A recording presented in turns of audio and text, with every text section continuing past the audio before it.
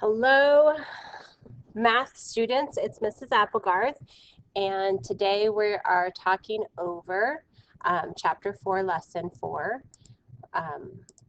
for financial analysis. We are going to talk about bank statements. We are going to calculate the current balance on a checking account bank statement. Sometimes you have transactions that don't post to your account until days later. Sometimes the bank has to verify funds for a check you've deposited.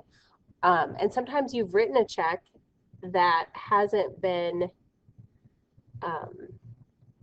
deposited by the person you wrote it for, but it's still out there, and you don't want to overspend your bank account knowing that that check is going to be cashed at some time.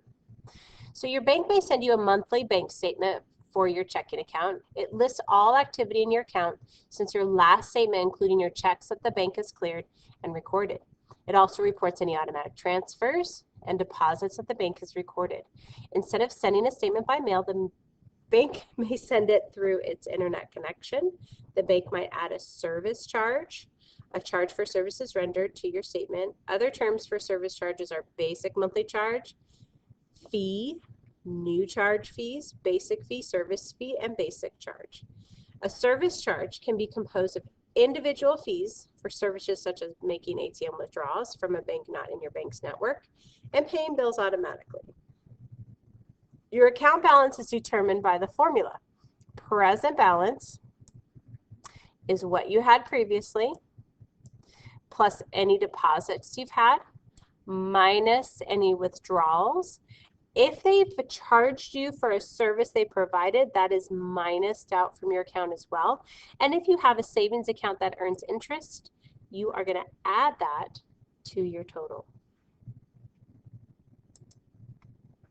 Let's look at Margaret's account. She got her bank statement, which is here. We are going to verify her present balance. Her present balance should be $672.40. If you look, it lists everything that she's done, all the checks that she's written. If you look, this is split up into some different sections. So the checks are up here, deposits, credits are here, and the daily balance, which we are not going to use for our calculation at all, is on the bottom. So the bank statement, this is not just like read from top to bottom. And then there's a little summary up here as well. Okay, so using this information down here, we are going to figure out her present balance. So we're going to take her deposits. She had 2. We're going to add them together. 240.32 and 673.08. It should be 913.40. We are going to look at all of her withdrawals. So that is all the checks that she's written and the automatic transfers that she's done. So the first one we should see is 45.78. That was check number 202. The next one is 137.42.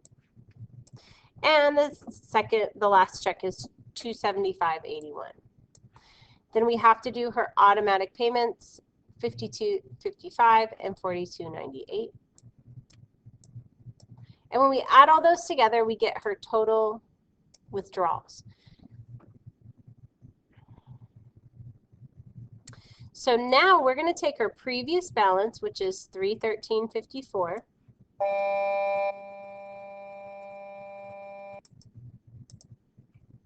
Add in all of her deposits, $913.40, and minus out the withdrawals.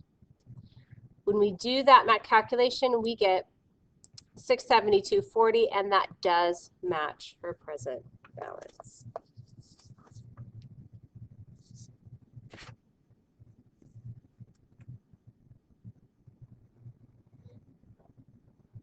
All right.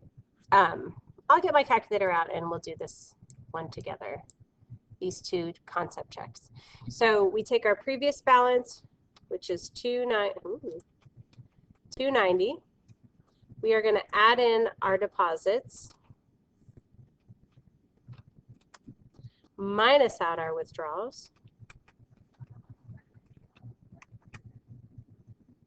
minus our service charges, and add our interest. So we should get 307.55. Okay, let's do that again. 965.15. Add in all of our deposits.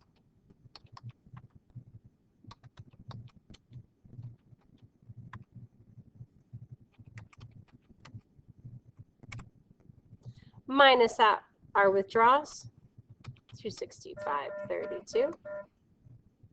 Okay,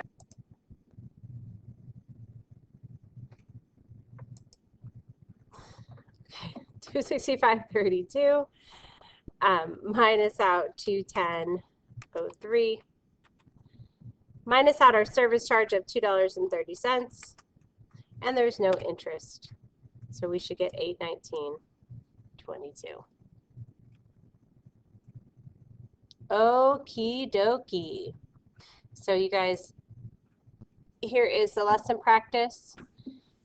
Make sure the way you show your work for these items is you put plus on the stuff that gets plussed and minus on the stuff that gets minused, and then that will verify the answers. And then on number 12, please list the things that you add up, subtract together. All right, you guys, thank you so much and have an amazing day.